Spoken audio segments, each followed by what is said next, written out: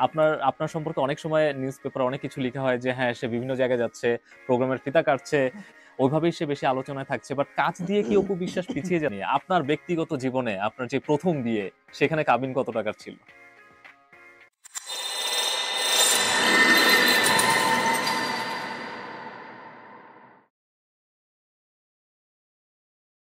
ঈদের দিন ইউজুয়ালি কি করা হয়? নায়িকা হওয়ার পর তো আহ, সিনেমা নিয়ে ব্যস্ত হুম, থাকতে হুম। হয় যে আসলে কোন সিনেমার রেজাল্ট কেমন যাচ্ছে, জি। কোনটা ভালো যাচ্ছে।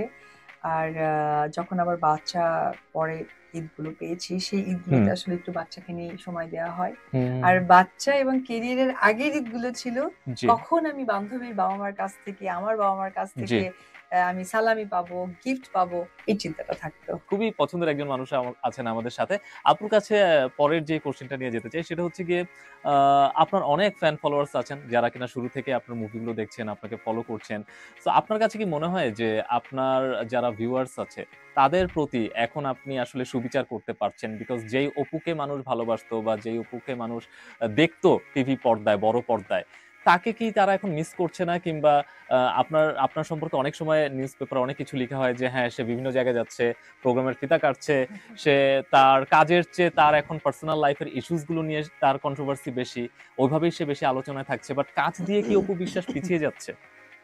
একদমই না। আমি মনে করব যে আমার যারা ফ্যান ফলোয়ার আছেন তারা হুম, অসম্ভব লাকি যে আমার সাথে ওনারা আছেন। কারণ আমি সবসময় আমার ভক্তদেরকে অনেক বেশি সাপোর্ট হুম, করি। হুম, হুম। তারা কি চায় সেটাকে আমি অনেক বেশি গুরুত্ব দিই। জি। তারপরেও তো আমি যেহেতু মানুষ, ব্যক্তি জীবন তো থাকবেই, সেটার বাইরে আমরা কেউ নই। হুম, সেটাও হুম, হয়তোবা হুম। মাঝে, মাঝে যেহেতু আমরা মানে একদম শোবিজের মানুষ, তাই আমাদের হয়তো ব্যক্তি জীবনটা সবার সামনে চলে জি, আসে বিধায় জানা যায়। একদম।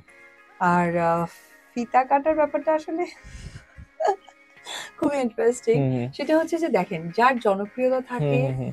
যাকে দিয়ে তাদের বিজনেস পারপাসটাকে আরো অনেক হুম, হুম। বেশি মানুষের কাছে পৌঁছে দিতে পারবে, জি। তাদেরকে তো হায়ার করা হয়। আসলে আমি মনে করি এটা আমি নই, এটা প্রত্যেকটা আর্টিস্টই কিন্তু এর সাথে যুক্ত আছেন। হুম, কিন্তু আমার নামটাই কেন? আমার নামটা এই কারণে, হয়তো সংখ্যায় আমি অনেক বেশি। হুম। আমাকে হয়তো মানুষ বেশি চায়। জি। তো তার জন্য আমার যাওয়া হয়। কিন্তু এটাকে আসলে খুব সুন্দরভাবে যদি আমরা নোটিস করি, হুম, হুম, তাহলে কিন্তু আমার মনে হয় যে একজন সেলিব্রিটি অ্যাপিয়ারেন্স এর মধ্যে দিয়েও হুম, কিন্তু হুম। আমরা বলতে পারি। কিন্তু এটাকে অনেকেই ফিতা কাটা, হয়তোবা এমন এই হতে পারে যে সেই আপনার নামটা নিয়ে এভাবে বললে হয়তো সেই নিউজটার একটু ভাইরাল হওয়ার কাটতিটা পসিবিলিটি বাড়ে। থাকে, আসলে কাটতে পারে। সেটা হতে কিছুটা পারে। ঠিকই ওকে আপু, বলেছেন। আপনার কাছে পরে যে হুম, কোয়েশ্চেনটা করতে চাই, আপনার মুভি ক্যারিয়ারের টার্নওভার আমরা বলতে পারি কোটি টাকার কাবিন। হুম। এই মুভিটা নিয়ে। আপনার ব্যক্তিগত জীবনে আপনার যে ১ম বিয়ে, সেখানে কাবিন কত টাকার ছিল? সিনেমা যেহেতু কোটি টাকার কাবিন, আর তো উত্তর দিতে হয় না। বুঝে নিয়েছে দর্শক। ওকে। সো কি মনে হয় যে কোটি টাকার কাবিন যেমন হিট ছিল কিংবা এরপরও আপনি অনেক মুভি করেছেন শাকিব খানের সাথে যেগুলো অসম্ভব জনপ্রিয় ছিল। আপনার কি মনে হয় যে সামনের দিকে কি এমন কোন মুভি আপনি করতে পারেন যেগুলো হয়তো আগের মতোই জনপ্রিয় হবে? কিংবা আগের যে ফিল্ম ইন্ডাস্ট্রি ছিল বা আগের যে যত হল ছিল, এখন কি বাংলাদেশের ফিল্ম মার্কেটের কি অবস্থা? আপনার কি আবার সেই আগের মতো জনপ্রিয় অবস্থায় ফিরে যাওয়া সম্ভব? আম আমি যে জনপ্রিয়তা ব্যক্তি হিসেবে অপু বিশ্বাস জনপ্রিয়। আমি বলতে চাচ্ছি যে একজন ফিল্ম স্টার হিসেবে তার যে গ্রহণযোগ্যতা, তার যে জনপ্রিয়তা, সেটা থেকে আবারও ব্যাক করা পসিবল? আ আ ওয়েল, এখন যেটা হয়েছে সেটা তো আ অপু বিশ্বাস তো ডেফিনিটলি সকলের ভালোবাসার জায়গায় হুম, হুম। সৃষ্টি করেছে বিধায় আজকে জি। পর্যন্ত দর্শকদের সাপোর্ট কিন্তু পেয়ে আসছে। হুম, আমার হুম।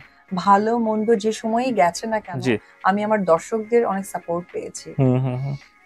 এখন যেটা হচ্ছে যে ব্যাক করার তো কিছু নেই। কারণ আমি আমার জায়গাটা তৈরি হয়ে গেছে। সেখানে আসলে আরো উপরে যাওয়ার বা নিচে যাওয়ার কিছু নেই। একদম। আ যেটা আছে সেটা অবশ্যই আলহামদুলিল্লাহ অনেক ভালো আছে। আর কাজের জায়গা থেকে একটা কথা বলতে চাই যে কাজ তো আমি করছি। হুম, হুম, হুম। এবং আমি কাজ করছি কিন্তু আমার ফ্যান ফলোয়ারদের জন্য। যে তারা জি, যেন হ্যাপি থাকে, আমার কাছে যে এক্সপেকটেশন জি। বা আমার কাজের জায়গাটা যেন তারা সবসময়, যেহেতু তাদের একটা ফলোয়ার পেজ আছে, হুম, তাদের হুম, হুম। মধ্যে কথাবার্তা হয়। সেই আলোচনাটা যেন শীর্ষে থাকতে পারে, ভালো থাকতে পারে, সেই কাজটা তো আমি করেই যাচ্ছি। ওকে। ঈদের সময়টাতে কাজ, ফ্যামিলি, ফ্রেন্ডস সবকিছু কিভাবে মেইনটেইন করা হয়? কিভাবে সময় দেন ওই সবকিছু? যে মেয়ে মানুষ যে রাঁধে সে চুলো বাঁধে, ঠিক ওইভাবেই করা হয়। ওকে, টাইমিং ম্যাচ করে, করে। ওকে। সো যখন আপনার বিয়ে হলো, শাকিব খানের সাথে যখন বিয়ে হলো, তখন আপনি ডিফারেন্ট একটা এরাতে আপনি প্রবেশ করলেন। আপনার ক্যারিয়ার বলেন কিংবা আপনার ফ্যামিলি লাইফ থেকে টোটালি নতুন একটা লাইফে আপনি প্রবেশ করলেন, বাট যদিও মানুষ এটা জানতো না যে আপনারা বিয়ে করেছেন। সো যে সময়টাতে মানুষরা জানতো না যে অপু বিশ্বাস আর শাকিব খান ম্যারিড, সেই সময়টাতে আপনাদের অ্যাকচুয়ালি মাইন্ড সেট আপটা কি ছিল, বা আপনারা এটা কি ফিল করতেন যে আপনারা ম্যারিড বাট কেউ জানে না? এটাকে আপনারা কিভাবে ফিল করতেন? আমরা যেটা করতাম সেটা হচ্ছে যে লাইক আমরা যখন বিয়ে করেছি হুম। তখন হচ্ছে মানে আমি আপনারা যখন বিয়ে করেছেন এটা কতজন মানুষ জানতো? একদম যদি স্পেসিফিকলি দুই ফ্যামিলি ফার্স্টে যেটা জানতো সেটা হচ্ছে যে আমার মেজো বোন, আমার মেজো দুলাভাই আর সাকিবের হচ্ছে কাজিন মনির নামে একজন ভাই আছে, উনি জানতেন।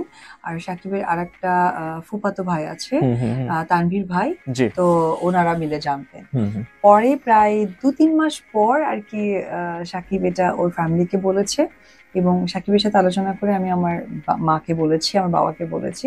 তারপরে দুই ফ্যামিলির আসলে কিছু বলার নেই, হুম, তারা হুম, তাদের হুম। মতো করে ম্যাচ করে নিয়েছে। তখন আর কি দুই ফ্যামিলি যাতায়াত করা হতো। আর দর্শকদের কাছ থেকে একটু দূরে রাখার কারণ ছিল, হুম, কারণ হুম, আমি হুম। সাকিব এত বেশি জি, সিনেমা সাইন করে ফেলেছি, তখন জি, আসলে আমাদের ভিতরে এক ধরনের দায়িত্ববোধ কাজ করতো যে জি। প্রযোজকরা আমাদের প্রতি টাকা লগ্নি হুম, হুম, করেছে। হুম। এখন যদি আমরা আমাদের ভালো লাগার জন্য দর্শকদেরকে বলে দিই, বা আমরা যদি অ্যানাউন্সমেন্ট করি যে আমরা নায়ক নায়িকা জি, বিয়ে করেছি, আদৌ সিনেমাগুলো চলবে কিনা? কারণ সেই সময় তো সিনেমা হল ছিল প্রায় 600 প্লাস। জি। হ্যাঁ? তো আমরা খুব সংশয়ে থাকতাম। কারণ একজন প্রযোজক তো ওই সময় কিন্তু আমরা প্রচুর বিগ বাজেটের হুম, সিনেমা হুম, করেছি। হুম। মানে ২ কোটি, ২.৫ কোটি, ৩ কোটি জি। এরকমই কিন্তু আমাদের বাজেটের সিনেমা হয়েছে। যেমন নাম্বার 1 শাকিব খান একটি সিনেমা। হুম, হুম, এই হুম। সিনেমাটা কিন্তু ৩ কোটি টাকা বাজেট ছাড়িয়ে বাজেট গিয়েছিল ছাড়িয়ে গেছে। আমাদের। তো সেখান থেকে আমাদের দায়বদ্ধতা কাজ করত দুজনেরই। ও আমাকে বারবার বলত যে, "দেখো, আমরা তো সুন্দরভাবে আছি। হুম, তুমি বাসায় আসছো, যা, যা করার সংসার সবই করছো।" রাইট, হয়তোবা রাইট। নরমালি হুম, একটা হাসব্যান্ড ওয়াইফ হয়তোবা একটু রেস্টুরেন্টে গিয়ে খায়, তারা তাদের মতো ঘোরে, হুম, ফেসবুকে স্ট্যাটাস দেয়। ওটা হয়তো আমরা পারছি না। বাট আমরা তো সংসার করছি, সবই ঠিক আছে। হুম, হুম, হুম। দরকার কি একটা প্রযোজককে ক্ষতি করার? কারণ তারা আমাদের প্রতি লগ্নি করেছে। আমাদেরকে নিয়ে দেশের বাইরে শুটিং হুম, করবে। একটা গান রিলিজ করলে হুম, হুম, আমার হুম। যেমন একটা মেয়ে ফলোয়ার আছে, জি। তোমার যেমন একটা ছেলে ফলোয়ার হুম। আছে। সো আমরা না তখন জিনিসটা বুঝতে পারতাম না। তো আমাদের কাছে মনে হচ্ছে ওয়েল আমরা প্রযোজককে আগে অনেক সাপোর্ট দেওয়া দরকার আমাদের।